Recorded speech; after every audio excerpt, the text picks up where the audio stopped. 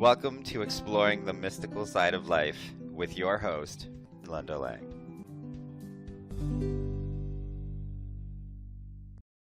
Hi, this is Linda Lang from ThoughtChange.com.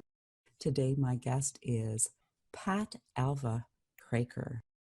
She's written a very spiritual book called Catherine's Quest, and today we're going to start off our conversation with intention. But first of all, welcome.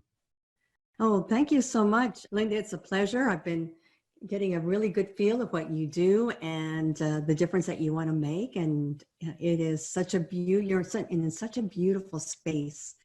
And you yourself have a beautiful soul, and bringing us up and along in the sense of awareness is what I sense is your gift. Oh, I really appreciate that. Thank you, Pat. I love our topic of intention, and I have ice cold goosebumps even just thinking about it, because your intention is so powerful, and so many people don't understand the power that's built into it. Right. So perhaps we could start by determining the difference between a thought and an intention. I love that question. For me, an intention is an outcome of something that you would like to happen in your life. It can be an outcome, an event, an outcome of a conversation, and it is an outcome that includes all the senses. So this is a common process that I share with women. And what I teach is I want you to not only think about what you want, which includes a thought. Not only do I want you to think about what it is that you want to be the outcome of a certain situation, but I want you to think about all the feelings that go along with that intention. Because when we put that intention out there, we're asking the universe for this. We're asking the universe for something. And it begins with an intention. Just like in this particular conversation, my intention was to have an amazing transformational conversation with you and for us to have fun while we were doing it. And putting that intention out there, and then also associating the feelings with the intention by adding intentions of the feelings that I want to feel and what I want the other person to feel. So in our example, I would say in my intention, I want to feel joyful. I want to feel articulate. I want to feel connected with spirit. I want to feel connected with Linda. I want to feel comfortable and calm in the conversation. Do you think that an intention has to be conscious? And what I mean by this, Pat. Yeah, that's a good question. An intention has a desire built into it. Yes. But sometimes our desires are not conscious. Where we focus our attention, sometimes it's on the glass half empty instead of half full, right? Yes. So that's a really good example. And I would say, yes, absolutely. Absolutely. That you don't necessarily have to verbalize it, but it may be an attitude or a belief that you have. When you believe that you come from, live your life from a glass half full, then you look for the positive in life. Intentionally, you look for the positive in life. And you have a belief, as I do. I'm that kind of person who lives from the glass half full. And in that perspective, I believe that everything happens for my best interest. And so subconsciously, I look at life that way. So it does make a difference, Linda. So how can we use that power of intention more intentionally? Right. Exactly. I love that. The first hour of our day is the most powerful hour of our day. When we're very intentional about how we start our day, It doesn't matter what happens in the middle of the day. It can go haywire, but we have total control about how the day begins and how the day ends. So if we start our first hour with pure intention and we say, the first hour of my day is going to be the most powerful. And in that 1 hour, I'm going to intentionally set the most important things that I need to get done in the day. I'm going to live my day through a positive lens. I'm going to meditate and bring in spirit into my day. I'm going to journal and connect with my heart. And if you just take that 1 hour to be focused about intention, every day your life will change. I don't think it has to be a huge time commitment either. I totally agree with that. When I first started my morning process, it was less than 10 minutes. Yeah, it brings to mind a HemiSync. I don't know if you've heard of HemiSync. I absolutely am very familiar with them. Yeah. It's fascinating and wonderful, and a lovely way to kind of have that whole brain state. They have something called a morning meditation that I think is about 10 minutes. It's quite lovely, where you set your intent, the most important thing you've got to do that day. I remember a woman telling me once that you can even use that power of ritual by, say, making your bed. And when you make your bed, you hold the intention to set your day in order as you make your bed. Yeah, I love that idea. That's something that in my reading in self-leadership and studying that I can see would be very beneficial and would give you a really good structured way. And you have one thing that you do that is already complete and in order. Now, the only thing that I could see it could potentially become an issue if it became so ingrained and one day you didn't, for some odd reason, make your bed, and then you felt like your whole day was off sync because you didn't make your bed. That's the thing when you have a ritual that is so well ingrained. It can work both ways, to support or not, right? Yeah, it is true. Giving yourself the flexibility of when those things don't happen exactly right, to just have the compassion to say, okay, well, I didn't get it started for whatever reason the first thing in the morning, but once I have this cup of coffee, then I'll go back and complete that. So flexibility is really, really key when we have rituals that some days we're going to be imperfectly perfect, and it's okay. Yeah, absolutely. And our rituals can change as we change as well. Yeah, and they should, right? Because we should experiment. Exactly. Because if we're always expanding and learning and listening to shows like yours, we're going to get ideas that we're going to want to bring into our life and do a test run on them and see how they fit.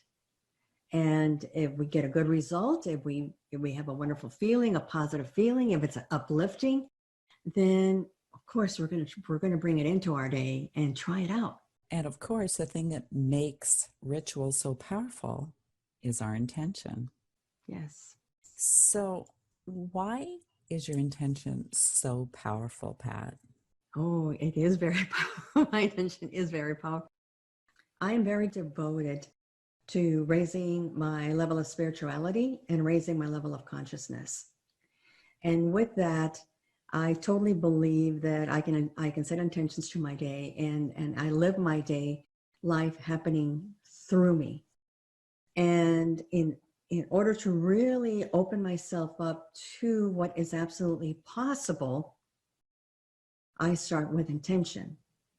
And so I use intention for everything, even if I'm just going to the grocery store and I want the closest parking to the store, I set an intention that I get the closest parking. A powerful part of intention is that once you set it and you say, and so it is that I allow myself to let that go. I don't allow myself to become so attached to the intention that I don't allow myself to bring in even something better. That's a really important part of intention, is to let it go Mm-hmm. and allow that energy to come in. So, Pat, when you put your intention out, do you have to believe it? Do you have to really believe that it's possible, or that you deserve it, or that you can create it, manifest it, or attract it? I believe the answer to that is yes. There is a sense of belief in your life that you must embrace to actually attract what you want in life, and that you believe that good things are going to happen, and that you believe you can live a life that supports your passion, and that you believe that you have abundance in your life, and all you have to do is ask for it. You have to have a sense of belief. You said that so beautifully, Pat. So, what would you like to share with the listeners? One of the processes that is in the book Catherine's Quest, and by the way, your listeners can actually download a free chapter of the book. They can go to majesticcoachinggroup.com and they can download and get a feel of the juiciness of the story. So one process that I share is unraveling. And unraveling is a process that you do at the end of your day, just before you go to bed. And you play back your day from the time you woke up until you go to sleep. And you see yourself through all the conversations, what you were thinking, what you were saying, the outcomes of all those events. And you observe yourself from like the top of your room as you're watching that film occur, and just notice what in your day worked out and why. So you become an observer of how you think, how you act, how you believe, and you take those things that work for you and you keep putting them in your day. And those that don't, you ask yourself, what will I do differently going forward so that I can get a better outcome, so that I can feel better when I do X, Y, and Z. So, you are not placing yourself in the memory, you're watching yourself. Yeah, that's a powerful place to be, because you're a little more detached from the situations and conversations. Mm-hmm. I bet you could really learn a lot from doing that. If you were to take that in as a regular practice, your level of awareness would increase. Your level of consciousness would increase, because now you're so aware of what's happening in your day that when you step into your day the following day, you're just really more aligned with what's happening within, and your level of senses sharpens. So now you know you're unraveling your day every day. When you step into your day, you now listen better. You look at everything around you. There's a stronger sense of smell and feeling. And that automatically, those five senses that you really start tuning, really sharpen your sixth sense. The end.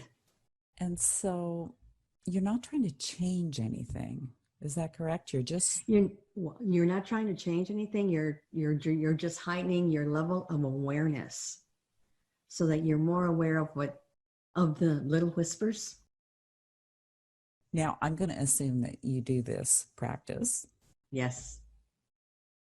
And could you give us an example of how this exercise shifted your perspective or your action reaction, aside from the beautiful benefits that you've already mentioned, heightening intuition, self-awareness? Mm-hmm. Can it help, say, relationships or experiences in our lives? So one of the things that I've been practicing with my husband is, in the morning, I ask him to share 3 things that he's grateful for. I've been playing back my day, and I've been just listening to how he's been responding. and what he is finding grateful for. And through each conversation, what I'm noticing is that his answers are getting deeper, deeper versus, oh, I love the fact that the sun came out. Well, that's where we start. And just his level of awareness is becoming deeper and deeper, and he's connecting more within than without. And I've seen that process because I've noted in the unraveling how he is responding to that part of our morning. So does he unravel as well? So your unraveling is also positively affecting the people in your life. Right. If he's in the bedroom when I'm unraveling my day, I will share an aspect of my day in my unraveling exercise.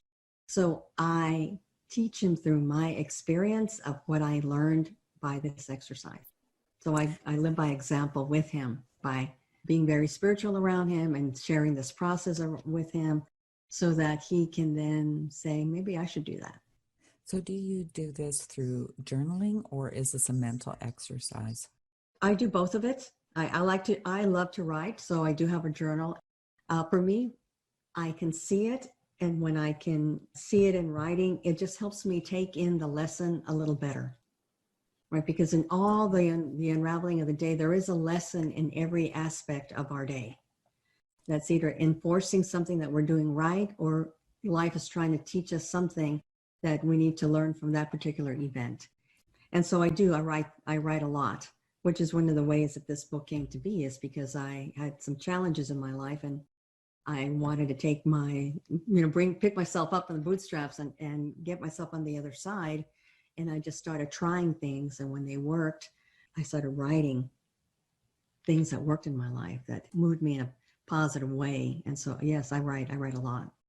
It's fantastic. Well, there is some benefit to actually recording our lessons and Mm-hmm. the tools that work for us.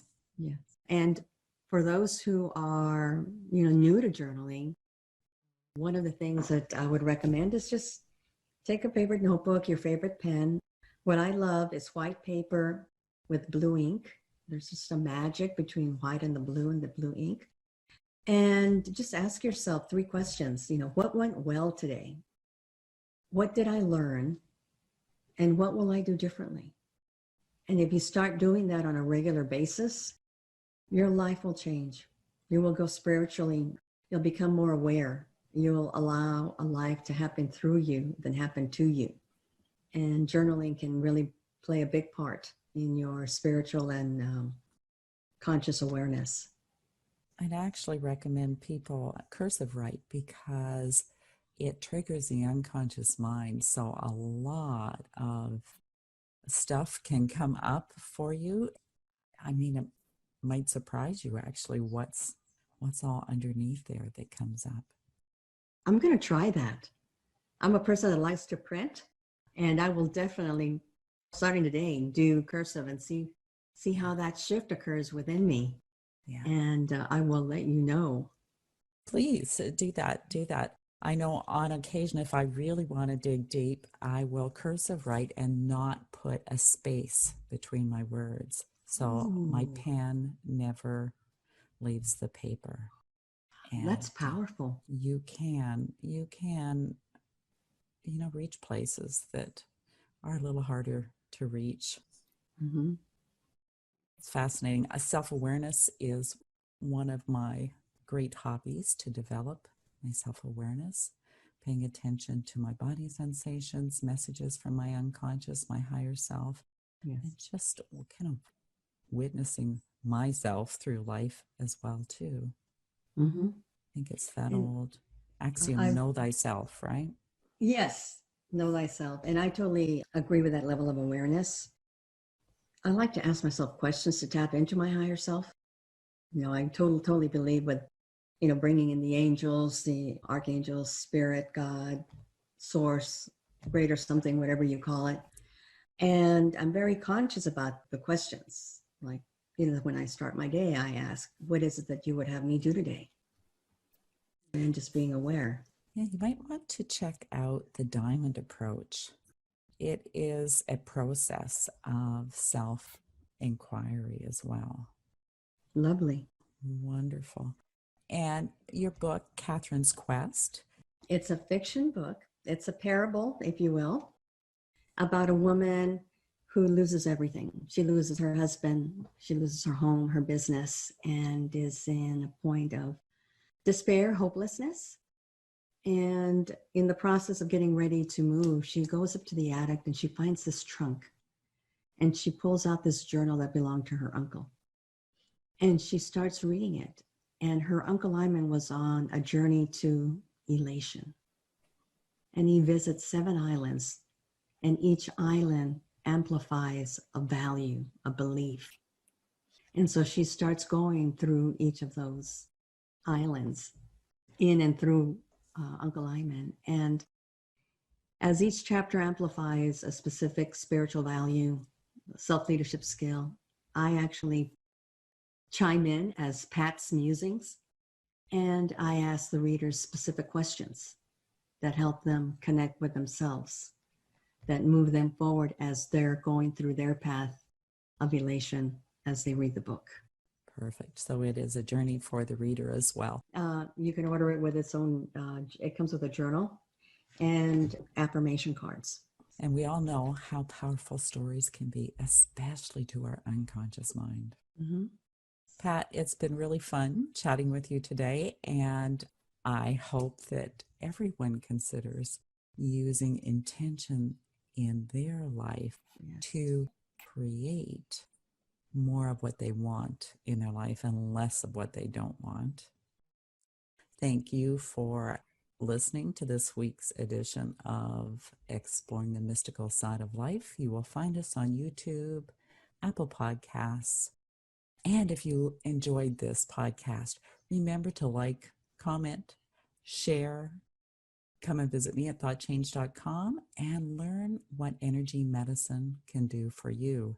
Check out my group, Alchemy from the Inside Out, if you want to bring some transformation into your life. That's it for this week. Bye for now.